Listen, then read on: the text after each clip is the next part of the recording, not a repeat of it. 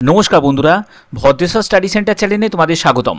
তোমাদের জন্য একটা দারুণ সুযোগ, সেটি হচ্ছে কোর্টে নিয়োগ 2024, যেখানে তোমাদের আবেদনের লাস্ট ডেট হচ্ছে 17ই মে পর্যন্ত তোমরা কিন্তু আবেদন করতে পারবে। যেসব পোস্টে নিয়োগ করা হচ্ছে সেটি হচ্ছে গ্রুপ সি এবং গ্রুপ ডি, অর্থাৎ গ্রুপ সি গ্রুপ ডির বিভিন্ন ক্যাটাগরি পোস্টে তোমাদের নিয়োগ করা হচ্ছে, যেখানে যোগ্যতা অষ্টম শ্রেণী পাস হলেও তোমরা আবেদন করতে পারবে গ্রুপ ডি পদের জন্য। মাধ্যমিক পাস যোগ্যতা যদি তোমার থাকে তাহলে তোমরা গ্রুপ সি পদের জন্য আবেদন করতে পারবে। এটি কিন্তু সম্পূর্ণ একটি স্থায়ী চাকরি, যেখানে তোমাদের জেলা কোর্টে নিয়োগ করা হচ্ছে। এবং আরেকটি কথা তোমাদের বলে রাখি, 23টা জেলা থেকে কিন্তু তোমরা আবেদন করতে পারবে। ঠিক আছে, এখানে তোমাদের এই ভিডিওর মাধ্যমে তোমাদের সম্পূর্ণ স্টেপ বাই স্টেপ তোমরা কিভাবে ফর্ম ফিল আপ করবে সেটা কিন্তু আমার দেখানো হয়েছে, যেখানে তোমাদের প্রত্যেকটা স্টেপ অনেকেই তোমরা বলেছিলে যে স্যার আমরা ফর্মটা ফিল আপ করতে পারছি না, কিভাবে আমরা আবেদন করব সেটা বুঝতে পারছি না। তো তার জন্যই কিন্তু এই ভিডিওটা কিন্তু খুবই গুরুত্বপূর্ণ একটি ভিডিও। তার জন্য স্টেপ বাই স্টেপ দেখো, তোমরা সুন্দরভাবে কিন্তু ফর্মটা ফিল আপ করতে পারবে। তো যদি ভিডিওটা ভালো লাগে অতি অবশ্যই ভিডিওটাতে একটি লাইক করে দেবে, চ্যানেলটাকে সাবস্ক্রাইব করে বেল আইকন অল করে রাখবে, কারণ ভদ্রেশ্বর স্টাডি সেন্টার সবসময় তোমাদের জন্য বিভিন্ন ধরনের চাকরির ইনফরমেশনের সাথে সাথে তোমাদের যাভাবে হেল্প হয় সেরকমের প্রয়াস করে থাকে। তো চলো মূল ভিডিওতে চলে যাচ্ছি। তো তোমরা অনেকেই আমাকে কমেন্ট করেছিলে যে স্যার ফর্মটা ফিল আপ করতে পারছি না, ডিস্ট্রিক্ট কোর্ট কালিম্পংয়ের ফর্ম ফিল আপ করতে পারছি না। এবং এখানে তোমাদের বলে রাখি, এখানে এলডিসি ক্লার্ক থেকে শুরু করে স্টেনোগ্রাফার, গ্রুপ ডি বিভিন্ন পোস্ট আছে, সেই পোস্ট রিলেটেড ভিডিও কিন্তু আমার চ্যানেলে আছে, আমি আই বাটনে লিঙ্ক দিয়ে দেবো, তোমরা সেখান থেকেও কিন্তু দেখে নিতে পারো। তো আজকের যে ভিডিওটা, এই ভিডিওটা হচ্ছে কিভাবে তোমরা আবেদন করবে। অনেকেই তোমরা বলছো যে আমি আবেদন করতে পারছি না স্যার, আপনি আবেদনটা একবার দেখিয়ে দিন কিভাবে আবেদন করব। আবেদনের লিঙ্কেই আমাদের অ্যাক্টিভ হচ্ছে না, সেই লিঙ্কে আমি ক্লিক করলে সেখানে কোনো রকমভাবে রেসপন্স আসছে না।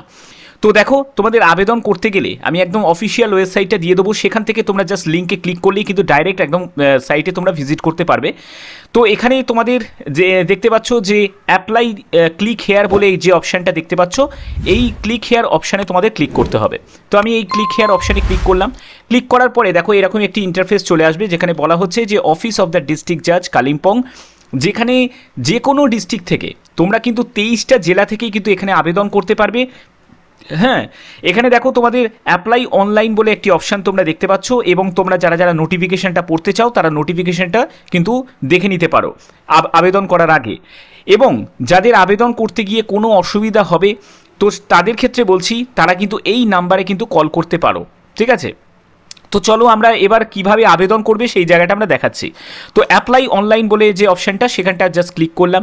ক্লিক করার পরে দেখতে পাচ্ছ যে এখানে অ্যাপ্লিকেশন আইডি আর একটা পাসওয়ার্ড চাইছে, কিন্তু যতক্ষণ না তুমি রেজিস্টার্ড করবে ততক্ষণ কিন্তু তোমরা অ্যাপ্লিকেশন আইডি এবং পাসওয়ার্ডটা তোমরা পাবে না।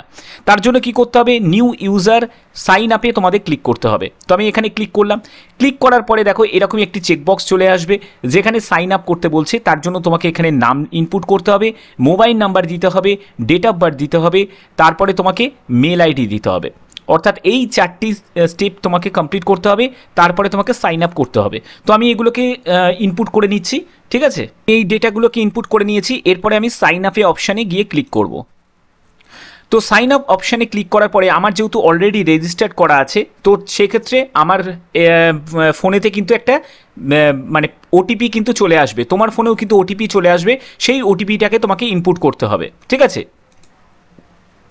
তো ওটিপি ইনপুট করার পরে তারপরে তুমি যখন সাবমিট করবে, তারপরে তোমার ফোনেতে কিন্তু আবার সেম কিন্তু একটি অ্যাপ্লিকেশন আইডি চলে আসবে এবং পাসওয়ার্ড চলে আসবে। এবার অ্যাপ্লিকেশন আইডি আর পাসওয়ার্ডটা এবার আমি ইনপুট করে নেব। তো দেখতে পাচ্ছ যে আমি পাসওয়ার্ড এবং অ্যাপ্লিকেশন আইডি আমি ইনপুট করে নিয়েছি।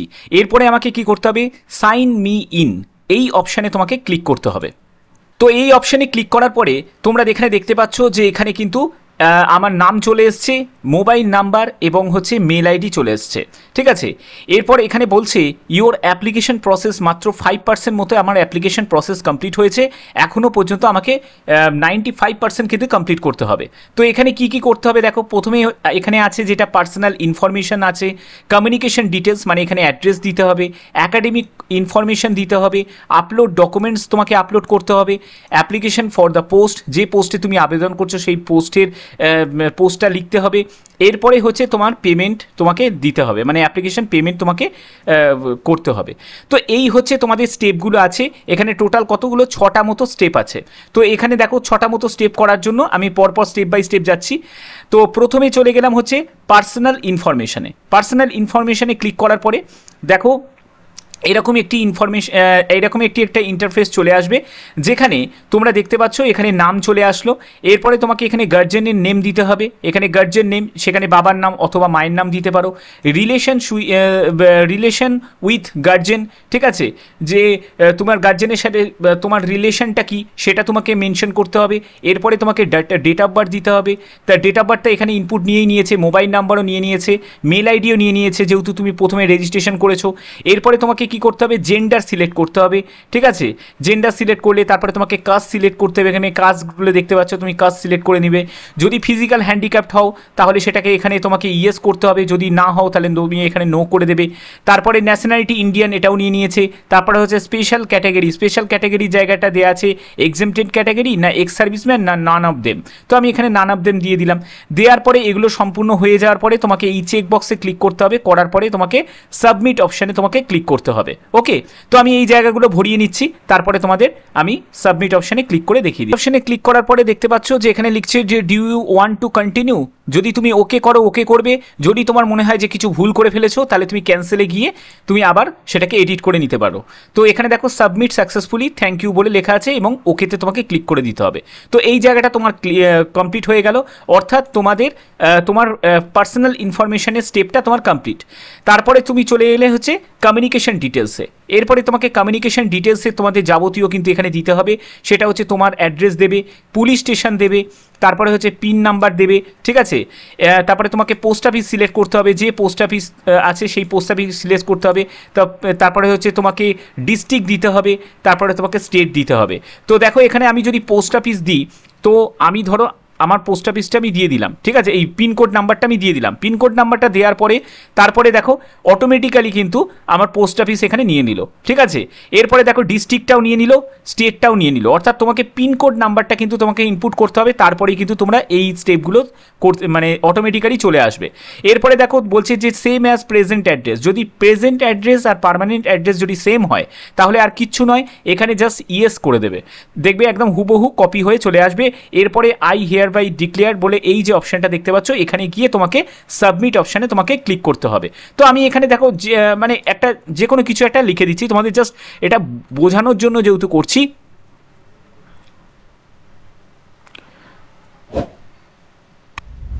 ঠিক আছে, ধর আমি লিখে দিলাম, লেখার পরে এবার আমি সাবমিট অপশানে ক্লিক করে দিচ্ছি।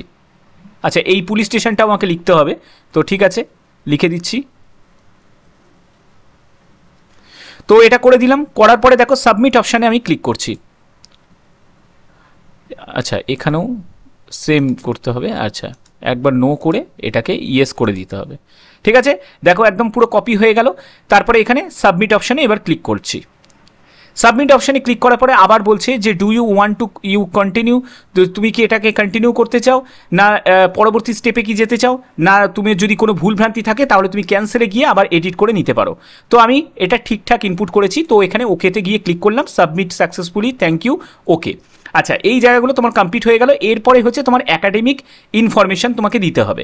অ্যাকাডেমিক ইনফরমেশনে তোমরা দেখতে পাচ্ছ 8 স্ট্যান্ডার্ড দেওয়া আছে, ঠিক আছে, মাধ্যমিক দেওয়া আছে, তারপরে 12 দেওয়া আছে, গ্র্যাজুয়েট দেওয়া আছে, পোস্ট গ্র্যাজুয়েট দেওয়া আছে। একটা জিনিস তোমরা লক্ষ্য করেছো, এখানে কিন্তু আগে পোস্ট সিলেক্ট করতে হচ্ছে না।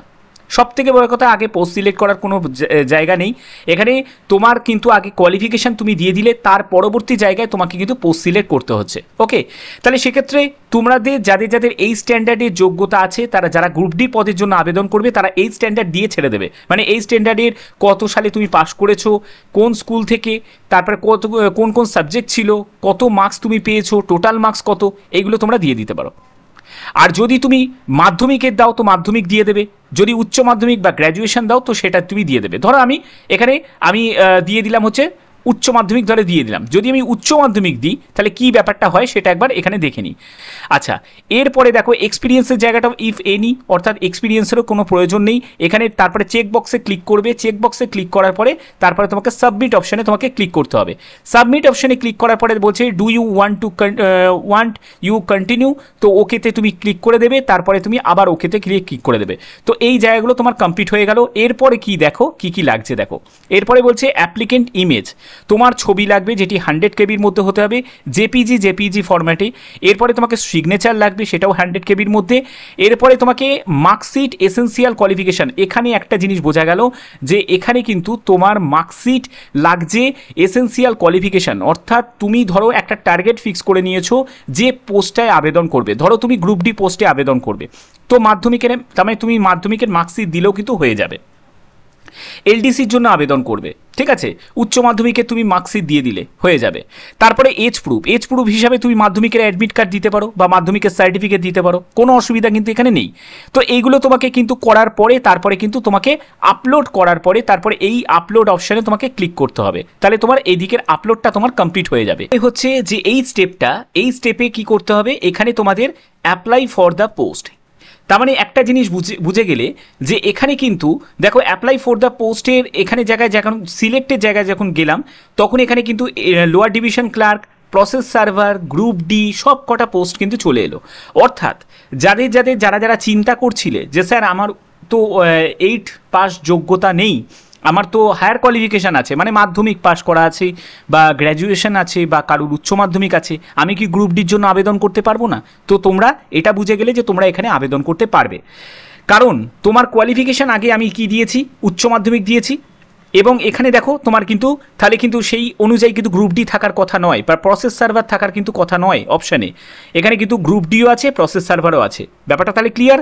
তো আমি ধরো যে কোনো একটা পোস্ট আমি সিলেক্ট করে নিচ্ছি, তো ধরো আমি এই প্রসেস সার্ভার বা সুমন ভেরিফিক আমি ক্লিক করলাম। ক্লিক করার পরে এখানে দেখো আমাদের আবেদন মূল্য যারা জেনারেল তাদের 700 টাকা, এসসি এসটিদের 500 টাকা। তো এখানে তোমাদের সেটাকে সিলেক্ট করার পরে তারপরে তোমাকে কি করতে হবে, এই যে চেক বক্সে তোমাকে ক্লিক করতে হবে। ক্লিক করার পরে কিন্তু তোমরা পরবর্তী স্টেপে তোমরা যেতে পারবে। কিন্তু আর যদি তোমরা লোয়ার ডিভিশন ক্লার্ক, ধরো আমি লোয়ার ডিভিশন ক্লার্কে আমি চুজ করছি, তো লোয়ার ডিভিশন ক্লার্কে যদি তোমাকে আবেদন করতে হয় তাহলে কিন্তু তোমাকে সার্টিফিকেট অফ কম্পিউটার ট্রেনিং তার সার্টিফিকেট কিন্তু তোমাকে দিতে হবে, অর্থাৎ সিসিএ মানে কোনো বেসিক সার্টিফিকেট কম্পিউটারে, সেটা তোমাকে আপলোড করতে হবে। এখানে তোমাদের প্রশ্ন থাকতে পারে যে স্যার আমার তো কম্পিউটারের সার্টিফিকেট ওরকম করে নেই, কিন্তু আমার উচ্চ মাধ্যমিকে একটা সাবজেক্ট ছিল যেখানে কম্পিউটার, তো সেটার জন্য আমি কি করব? দেখো তুমি সেখানে সার্টিফিকেট দিতে পারো, বাট সার্টিফিকেটে যদি তোমার কম্পিউটারের কথা উল্লেখ করা থাকে একটা অন্যতম সাবজেক্ট হিসাবে, ঠিক আছে, ভালো করে বোঝো, তাহলে কিন্তু সেটাকে আপলোড করবে।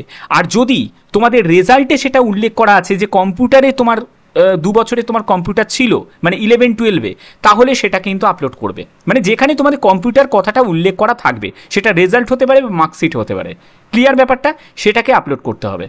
ঠিক আছে, আশা করি এটাই হচ্ছে তোমাদের ফাইনাল স্টেপ।